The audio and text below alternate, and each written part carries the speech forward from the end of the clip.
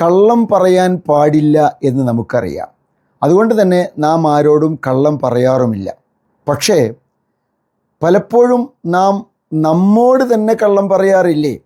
ഇനി ഒരിക്കലും ഓവറായി മൊബൈൽ ഫോൺ ഉപയോഗിക്കുകയില്ല എന്ന് നമ്മൾ പറഞ്ഞിട്ടുണ്ട്. എൻ്റെ സമയം ഒരിക്കലും ഞാൻ പാഴാക്കുകയില്ല എന്ന് പ്രതിജ്ഞ ചെയ്തവരാണ് നാം. വെറുതെ ഇരുന്ന് ഇനി സമയം കളയില്ല എന്ന് നാം എത്രയോ തവണ തീരുമാനിച്ചിട്ടുണ്ട്. നാളെ മുതൽ പഠനത്തിൽ ശ്രദ്ധിക്കുമെന്ന് നാം നമുക്ക് തന്നെ ഉറപ്പ് നൽകിയിരുന്നു. പക്ഷേ ആ പറഞ്ഞതെല്ലാം കള്ളമായിരുന്നു എന്ന് നാം പിന്നീട് നമ്മുടെ ജീവിതത്തിലൂടെ തന്നെ തെളിയിക്കുകയായിരുന്നു. അള്ളാഹു നമുക്ക് നൽകിയിരിക്കുന്ന ഏറ്റവും വിലപ്പെട്ട സമ്മാനം എന്ന് പറയുന്നത് സമയമാണ്. മോസ്റ്റ് പ്രീഷ്യസ് റിസോഴ്സ്, അതാണ് സമയം. ജീവിതം എന്ന് പറയുന്നത് ഒരുപാട് സെക്കൻഡുകൾ കൂടിച്ചേർന്നതാണ്. ലോകത്തെ എല്ലാവർക്കും ലഭിക്കുന്നത് ദിവസവും 24 മണിക്കൂറാണ്.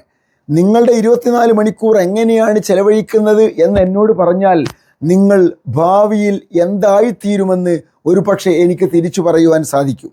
പഴയ ലേസിനെസ് മാറ്റിവെച്ച് ചലഞ്ചുകൾ ഏറ്റെടുക്കാൻ തയ്യാറാവുക, ഉത്തരവാദിത്തങ്ങൾ നിർവഹിക്കാൻ തയ്യാറാവുക.